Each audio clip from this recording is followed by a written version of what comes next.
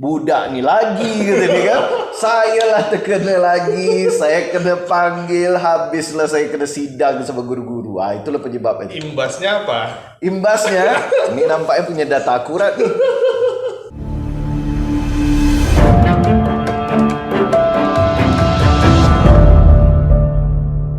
Jadi saya mengawali karir sebagai seorang tukang sapu hotel. Itulah awal karir saya di Kuala Lumpur.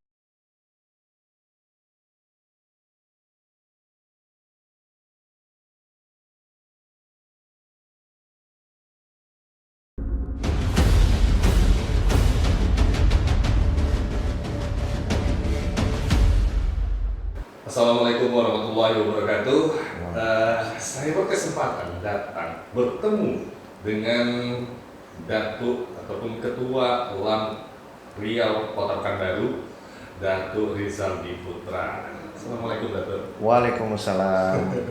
Gimana kabar Datuk? Baik sekali. Setelah pelantikan? Alhamdulillah wa syukurillah, dengan support dan dukungan dari berbagai pihak, baik itu Forkopimda Provinsi maupun Forkopimda tingkat 2 kota. Alhamdulillah, dan dukungan dari 15 kecamatan yang ada di Kota Pekanbaru. Alhamdulillah, Musdalub berjalan dengan lancar, dan tentunya saya juga ingin menyampaikan lewat media Esa TV terima kasih yang sebesar-besarnya terhadap dukungan yang diberikan kepada saya selaku pengurus LAM Riau Kota Pekanbaru versi Musdalub yang diadakan pada tahun 2021 ini. Oke, nah banyak yang belum mengenal dengan Datuk Rizaldi, tapi saya punya data loh Datuk. Oke. Latar belakang Datuk, Ya. kemudian keusilan, kenakalan. Nah, saya mau cross check dulu nih ya. Iya. Yang pertama, Iya. di sekolah. Iya. Nah, Datuk ini kalau masa remaja itu identik dengan kenakalan, kejahilan. Baik. Saya punya data. Wah, Datuk termasuk orang yang dulu pernah usil sampai niatnya mungkin menolong teman, siap. tapi heboh. Oke. Ujian nasional. Ujian nasional. Masih ingat? Baik. Nah, mungkin boleh cerita sedikit nih. Ya. Jadi memang ketika masa remaja itu memang penuh dengan pergolakan emosi. Benar. Namanya anak muda ya. Tentunya penuh dengan error di sana sini ya. Bisa kita katakan error lah ya sebagai anak muda ingin mencari jati diri. Ya mungkin ada kesalahan di sini dan di situ. Saya anggap sebagai proses pembelajaran hidup lah. Oke, proses pembelajaran hidup. Oke, satu saya catat nih. Terus catat gimana? Ya. Apa yang Datuk lakukan? Ya, pada saat itu memang ya saya jujur saja dia, kita buka-bukaan saja ini. Wah, saya ditembak ini langsung dia, straight to the point dia. Ternyata Bapak punya data ini ya tentang saya. Ya. Jadi waktu itu memang mendapatkan sedikit bocoran dari rekan yang mengaku bahwa memiliki soal. Memiliki soal. Jadi waktu itu ini bisa dikatakan kejahatannya berjamaah ini. Ya, bukan pasti, saya sendiri. Pasti. Ya, jadi waktu itu ada beberapa orang yang pintar lah ya. Membuat kuncian. Membuat kuncian. Nah, membuat kuncian kebetulan waktu itu yang membuat kuncian itu seorang wanita. Nah, wanita ini kebetulan suka sama saya. Aduh, cinta remaja rupanya ya. Jadi dibuatnya lah logo love gitu ya. Terus Reza, panggilan saya Reza. Nama saya Rizaldi Putra, panggilan saya Reza. Dia buat logo love itu, terus dia bikin nama panggilan saya Reza.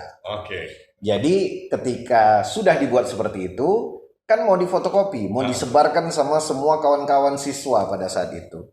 Disebarkanlah kepada seluruh kawan-kawan siswa.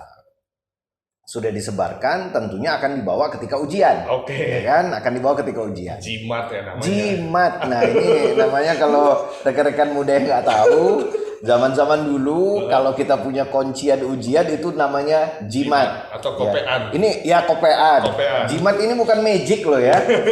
bukan sesuatu yang berbau sihir, tapi memang sesuatu Jadi pegangan. jadi pegangan.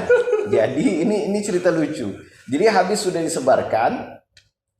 disebarkan, adalah salah satu rekan saya di sekolah nih yang dia tanpa dia sadari dia sedang Melihat. sedang ujian nih. Ketika dia sedang ujian nih, jimat tadi itu dibuatnya macam ini, dipegangnya macam ini. Habis itu dia tulislah semuanya. Dengan percaya dirinya dia tulislah semua tuh, ya kan? Dan dia buat macam ini. Jadi jimat itu tak ditaruh dekat bawah, ditaruh dekat atas macam ini. Iya. Terus habis itu disilang sama dia, sedang dia asik silang macam tu. Datanglah guru, tengoknya apa nih kata dia kan. Jimat dah bergetar kawan tu kan, dah tak bisa menjawab lagi. Diambil lah sama guru. Pas diambil sama guru, tertengoklah nama saya dekat situ. Pas ada fotokopi tadi ya. Fotokopi perbanyak. Nampaklah nama saya dekat situ. Mau tahu tak apa yang dibilang sama cikgu pada saat itu? Sebab budak ni lagi kata dia kan. Saya lah terkena lagi. Saya kena panggil. Habislah saya kena sidang sama guru-guru. Itulah penyebabnya. Imbasnya apa? Imbasnya ini nampaknya punya data akurat nih. Imbasnya pada saat itu saya diputuskan untuk pindah dari sekolah tersebut. Ya. Bisa dikatakan seperti itulah. Tapi secara halus, tidak secara kasar. Jadi guru-guru beranggapan pada saat itu saya boleh akui memang degil betul. Degil sangat degil. Oke. Ya. Bahkan hari kedua pada saat baru masuk sekolah tuh pun terlibat perselisihan karena emosi itu sangat tinggi. Iya, benar. Emosi sangat tinggi.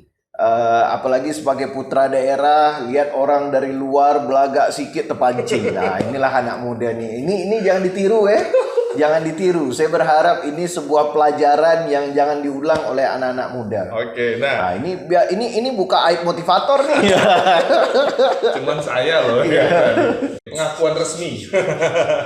Satu lagi. Valid kan? Ya. Benar ya, Datuk ya? Betul. Satu lagi. Ya. Pernah jadi room boy di hotel? Nah, kalau room boy di hotel itu bisa saya katakan bukan room boy. Ini berarti tidak valid datanya. Jadi begini, saya pertama kali merantau ke Kuala Lumpur, Malaysia. Ini perlu orang ketahui. Karena kenapa ini motivasi. Kalau tadi itu mungkin kenakalan, jangan ditiru. Tapi kalau ini mau ditiru boleh. Jadi banyak orang yang tahu Dr. Rizaldi Putra itu adalah direktur untuk 3 area negara di Malaysia. Menjadi trainer di Singapura Telekomunikasi. Menjadi bisnis analis di Nokia. Tapi tidak ada atau sedikit orang yang tahu bahwa seorang Rizaldi Putra pernah mengawali karirnya ya, dan pernah menjadi seorang tukang sapu hotel. Oke, tunggu. Sebelum saya lanjutkan nih, apakah itu titik baliknya seorang Rizaldi Putra yang namanya Reza dulu yang nakal ke sebuah hasil yang sekarang? Jadi saya mengawali karir sebagai seorang tukang sapu hotel. Itulah awal karir saya di Kuala Lumpur. Dan alhamdulillah qadarullah saya mendapatkan pekerjaan baru yang lebih menjanjikan karena kampung tengah aman. Yaitu saya kerja di restoran setelah itu.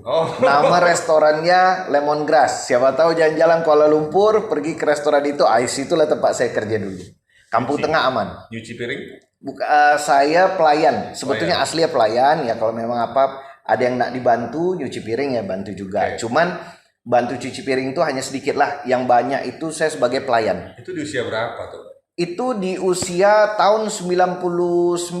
Tahun 99, 2000 sampai 2000 sampai 2001. Itu prosesnya tuh. Proses saya sebelum menjadi karyawan.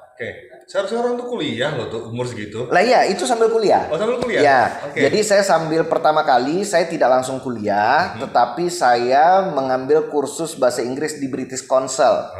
Karena tentunya ketika saya ingin kuliah, saya harus pintar berbahasa Inggris terlebih dahulu. Oke. Dan itu biayanya cukup mahal, cukup tinggi. Jadi mau tidak mau, suka tidak suka, saya harus bekerja. Oke. Ya.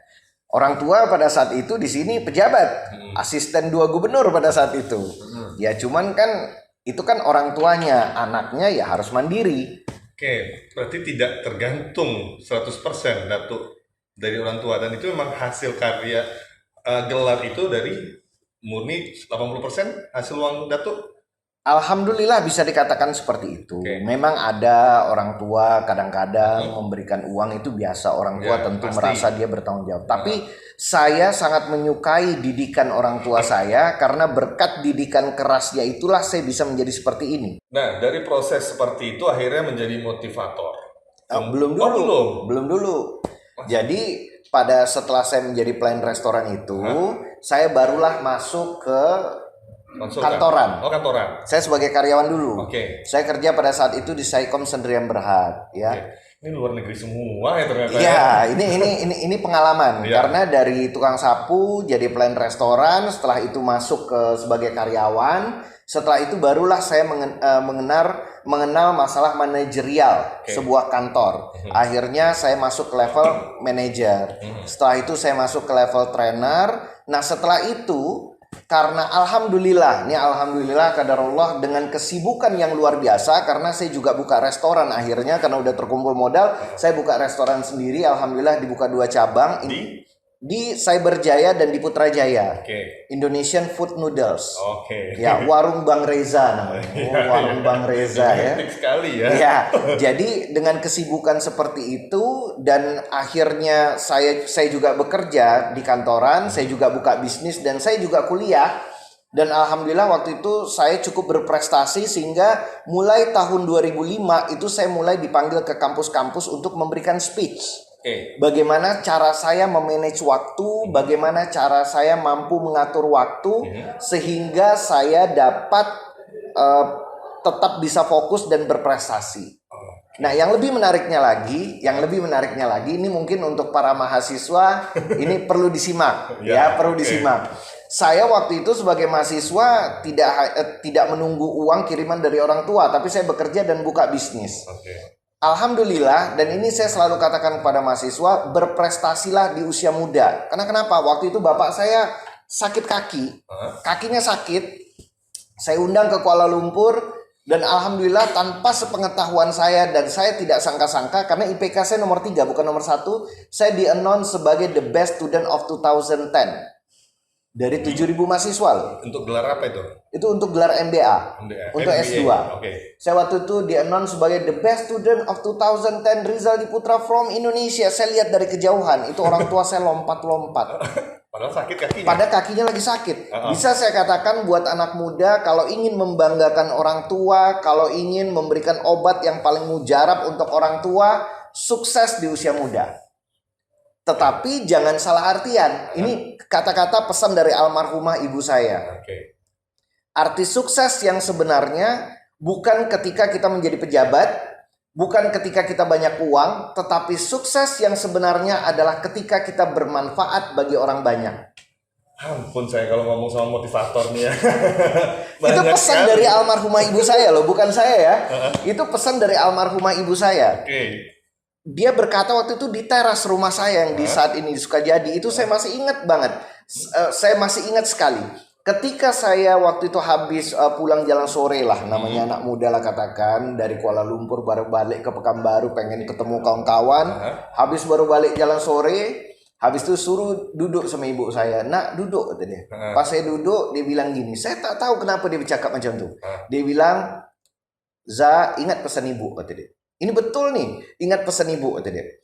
Arti sukses yang sebenarnya bukan jabatan, bukan seberapa banyak uang yang Reza miliki, tetapi arti sukses yang sebenarnya adalah ketika Reza bermanfaat bagi sesama. Itu pesan beliau. Dan itu nyantel. Waktu itu saya belum paham. Apalah maksud emak saya bercakap macam itu. Tapi ketika saya dewasa, berdasar kurun waktu perjalanan hidup, lama-lama saya menjadi paham bahwa ketika kita berguna bagi sesama, itulah sukses yang sebenarnya. Baik, terima kasih Dato atas waktunya. Saya pasti akan datang terus untuk ketemu Dato. Siap. Mengulik lagi. Kita pamit. Selamat sore dan assalamualaikum warahmatullahi wabarakatuh.